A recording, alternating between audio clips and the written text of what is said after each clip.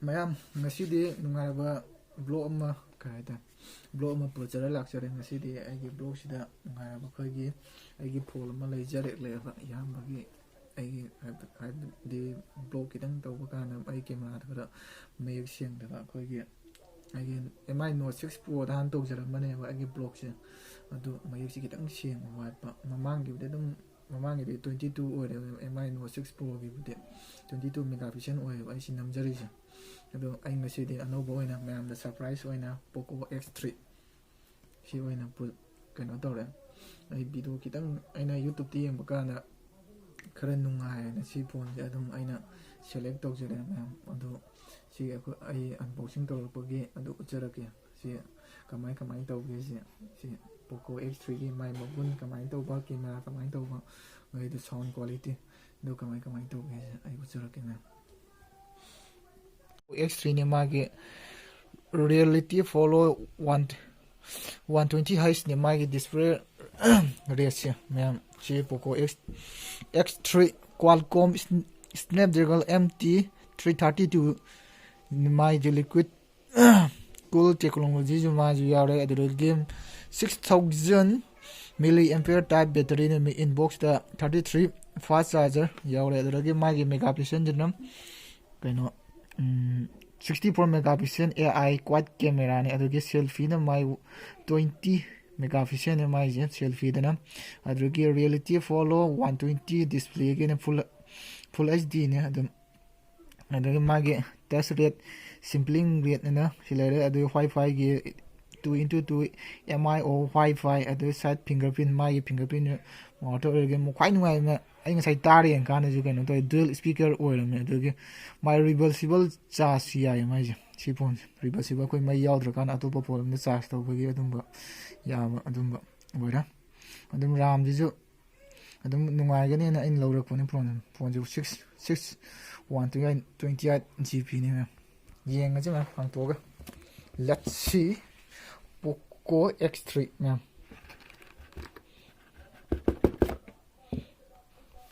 POCO anh sai temper glass na phalak pane moi da phone ne dum ya ne ta am thagat pe ula ge ko ai ta POCO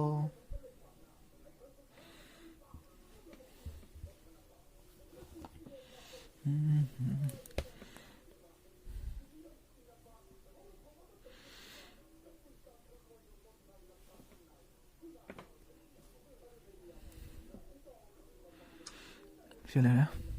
adugi sound ji yeng ji ma sound ji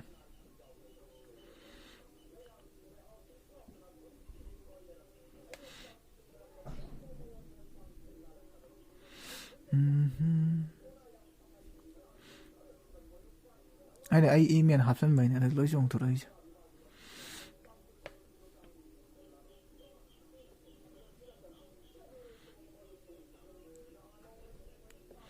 yeng ma se ma to ma to ja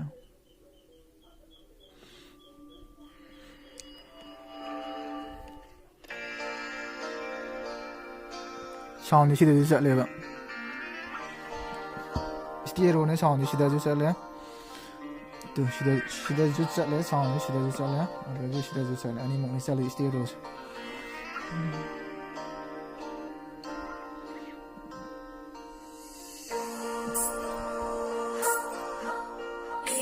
quality lấy cái tổng sure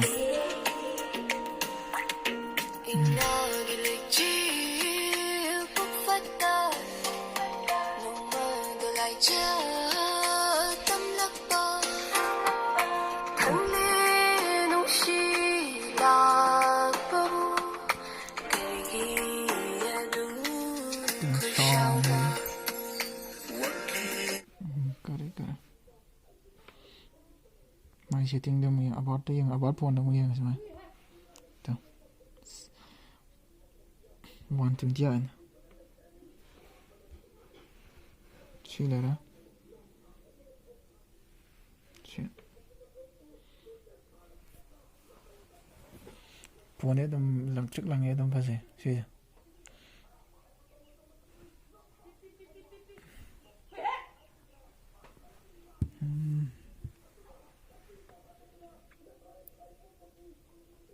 #64AI super camera designed by POCO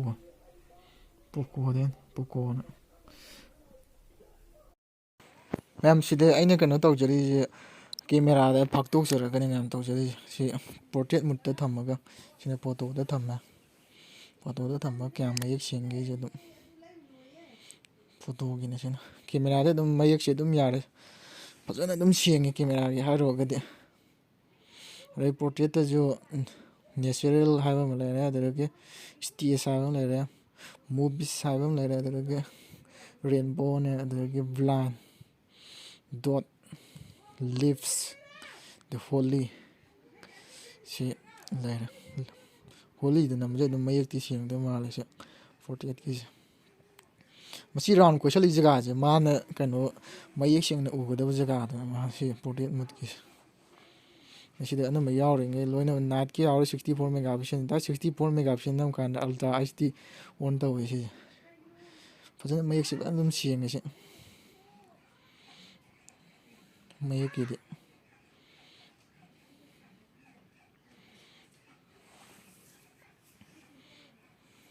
awat bi nam ne he awat bi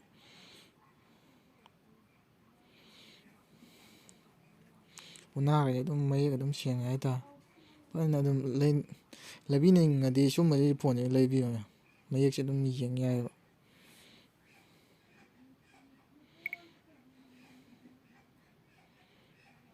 slow motion gi ne shin slow motion ka pa jo dum yar slow motion dum fazan dum ka pa ya si nimit to onkala ka pa ne si nimit to ola ka khat pa ne nimit to ola ka pa ne me dum ya nimit to ola jo micro camera da ka pa yeng si me micro camera da kama kya mu si ai zoom to yo zoom to ka na ko ge ipun marik macha ka tu pa ku uri si yo sin photo ka pa ne photo dum mayek se ban sing portrait ta tha na tha ka na mayek phan sing portrait ke de मैम game test तम game सानाबी खितंग हाइबदे smoothie फजन ओय smoothie फजन ओय खितंग movement खितंग ओय जर थगाय जना खितंग स्मूथी फजन ओय खितंग लेंगबदा खोतबदा दम नुंगाय दम स्मूथ ओय बिचांग अदुगा माय सेंसिटिविटी फजन लय PUBG के सानादे दम नुंगाय ना PUBG सानादो कांगो ngै से दम सि फोन दम लैबि स्नैपड्रैगन दो मैम चाव ना adum si jum yam mamang gi si kano gi hybrid sim card reader hafang gi dona sin hojin ha hoji ki anau bogi di sim 3 sim card hafang gi dona sim 3 gi sim lok thok pa yaw roi sim 3 sim lok thok pa ko chini kana mage